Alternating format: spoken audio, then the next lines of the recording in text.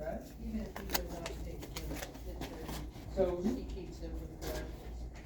so who's in charge of roading? Mr. Parrish, you're here every day, aren't you? You, like, you deal with that, right? Albert? Yeah. Alright, so from this point on, just make sure it's that's the policy for the town. Okay. So, discussion items. Overlook sewage billing and overlook sewage and the problem with the billing, the owners and the tenants. So, after the prior board left and the staff left, I got daunted the task of, billing the customers in the Overlook sewage system. It's been quite a fun ride.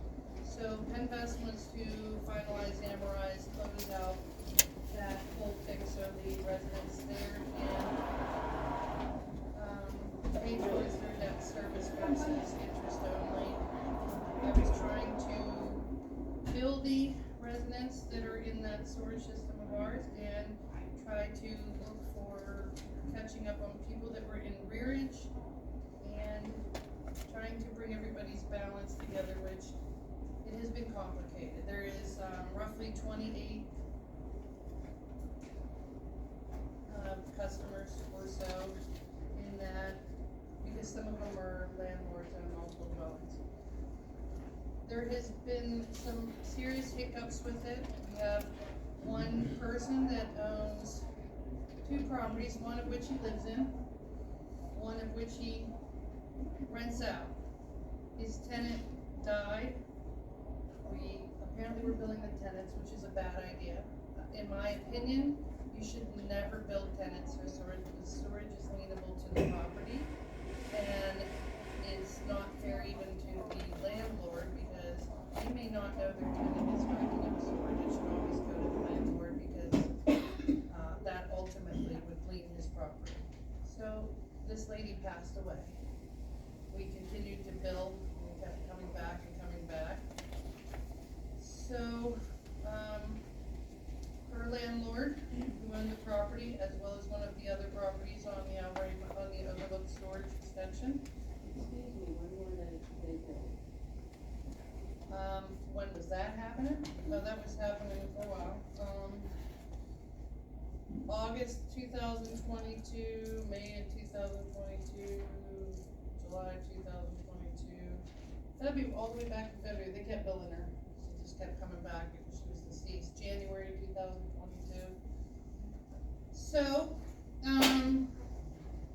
they sent a letter to the location saying, we'd like to inform you that you have currently an outstanding storage bill of $803.20. The owner of the property, who also has another property in the system, decides to pay it because ultimately it is his bill. And when he pays it, they apply that payment to the home he lives in. And they send him a thing saying, hey, you don't have to pay your storage because you have an overage of over $800. So he gets one letter, says that it's in the rears $800. He gets another letter saying don't pay this bill because he's overpaid by $800 and some dollars. I'm not 100% sure, but I believe at this point Terry Gladys was doing this bill, but it would have to be one of the administrative staff. But so he has these 2 properties, and when he paid, they applied it to his home address versus the one that owes the $800. So they gave him. By the way, our elected auditors did most of the trying to figure out why I couldn't figure out these bills. So Suzanne Bainan and Mr. Hollingsworth came in here on one night a week, and we tried to figure out who was a tenant, who was a. So what would happen would be they would bill a tenant, and the tenant would move in a year. So they couldn't change the customer name. So they just open up another customer. Same address, but the customer no longer lived there, so they would then change the customer name and the customer name. So one house address for the storage system may be had 10, 15 customers. Kept rotating and rotating and rotating, so this person would move out, the next person would be filled, that person would go to that person. It was a shell game of billing. So we now have, this gentleman did indeed quit paying his storage because he was told to. And he has whittled that down to about $300 and something, and the other one has $1,125. So, I know that he did call here. I would like to, we do have people in that are getting in debt with this, whether, we have another person that they had an overage of, they get billed $64 a month. There are some people that just send the check, they drop it in the mailbox, they don't even wait for the bill, they just put it in there. So they had a overpayment of $100 and something, couldn't figure out why, and then one of our other volunteers figured out that they didn't bother billing them for 2 months. So they put their check here, they just never were billed. So we couldn't figure out why they had an overpayment, and they said, no, I checked back, I didn't overpay. You know, I paid every month the $64, and we couldn't figure out why they have a credit of $128 if they only paid what they say. So look back, and they just forgot to bill them for a couple of times. I'm told that all the time. Then, Ken's, you can we recognize have, Ken. there's so many different, it has been complicated. I would like to, bring the one gentleman in with the 2 bills and maybe work out with him, whether or not he can pay the full amount at once. But, we're gonna have to move that payment that happened a year ago over to the other address and work out. Then, we have a couple of, they were charging them 8 cents late fee. 8 cents? 8 cents. They were charging them 8 cents late fee. How can you charge someone late fees who you told them they didn't owe you? No, I'm saying in general, there's an 8 cent late fee on all accounts. Okay. So, if the staff didn't get around to processing the check in time, by the time the staff would process the check into QuickBooks, it would accrue a 8 cent. So there's many different people that just have a random 8 cents here, or maybe the bill would, the check would come in, maybe take a few days to get processed, and that would kick them into the billing cycle had a 15-day payout. That's the way it was set up in QuickBooks, that they had 15 days to pay, so where they get 8 cents, charge them 8 cents, so. But PennVest wants to, finish this out, and I wanted to, it was very imperative to me to get this to where it was understandable and for the staff to maybe go after some of the people that are behind. We need a proper accounting, so we did a forensic accounting with our auditors as volunteers too.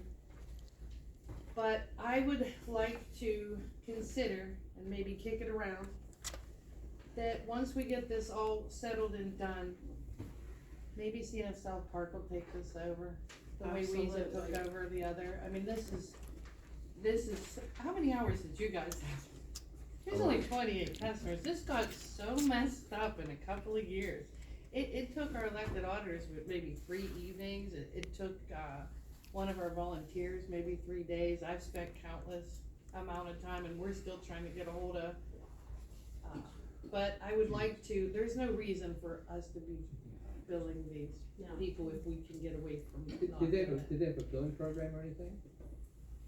it. They got a QuickBooks account with 120, Billing program? no, they got 125 customers in a thing for these. So, You know what they say in Polish, Larry?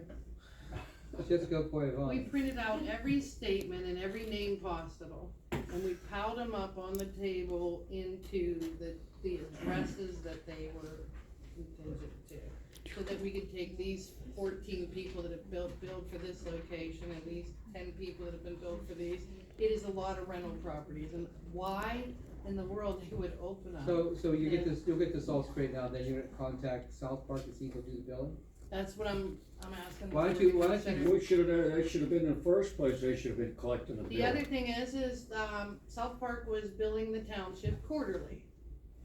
We were billing these residents monthly. We were billing the overages on the third month, every third month. So they would get a bill for $64 in January, they'd get another bill at $64 in February, and then their March bill would have all their overages. Sometimes it would be $125 in overages.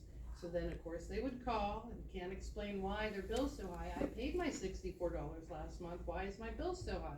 Because we were now tagging on the overages. They thought they were penalties. There was a lot of, even if we keep this, I think we should bill quarterly as South Park bills us and have a copy of their bill that because South Park does give a bill for each one of these addresses. They give it quarterly. The other thing is, you have, some of these people have payment schedules for their taps. Some, their taps are paid, some have a payment schedule. The tap payment, $64. So sometimes their tap payment would get attached to their storage bill. Sometimes the storage bill get attached to their tap thing. It has been 2 years of messiness. And it's been 4 or 5 people working on it, trying to get it straightened out. And when we do, I'd like to finalize with Penvest, have the staff reach out to them, and then maybe kind of see if we can't give this to someone that bills already thousands of customers instead of us doing this. I think it's further down, because of the Yeah, we can help with that. Perfect. I just wanted to, I didn't know if you need like these people apparently don't pay an interest. If it's not, Not sure I really wanna get involved. yeah. No, seriously, we help other clients with their pen tests. Okay, yeah, I just figured when I was getting the emails about closing that out, I figured there had to be some sort of true accounting of what these people have paid. Oh! Shit. There are some people that are Scared the shit in out of their me. careers, and some people would put both their tap fee and, I don't know, one person got a $2 money order for a $64 bill. That Walmart had to charge them $3 for the money order. They got a $2 money order. They would have had to been charged $3 to get the money order, and the bill was $64. But the fact that the storage bill is $64, the tap payment is $64. Some of these people are very elderly, and there's one person whose daughter pays from Florida, and her other daughter pays from another state. They take turns. And the one daughter wants to know why she gets stuck with the $148 overage bill when her sisters only have to pay the. There's one with a living trust that somebody is, like a person's paying for the, and it's either we bill quarterly and showing that what their overages and their water bills or whatever was, or Rub your foot. that's like South Park. I can't even imagine, if it wasn't for our elected auditors and our volunteers, that we probably would have paid $3,000 or $4,000 in just time to figure this out. And it's unfair to the people there, because they really should start paying off their mortgage instead of paying interest. So, I just wanna bring that up for the board's consideration. I figured we didn't have to vote on it, cause I'm gonna just reach out to, I think that it's a Miss Fogg. Oh, yeah. I don't know, I'm sorry, I don't know how to pronounce your name. I was gonna reach out to her directly and just start thinking around where they'd consider it. I don't really wanna run a storage department, it's not my bag. Time for a close-up. So, Smile. so you guys don't have any problem, it wasn't whoever was running its bag either. So, I lost my agenda and all that, okay. What's next on the agenda, Larry?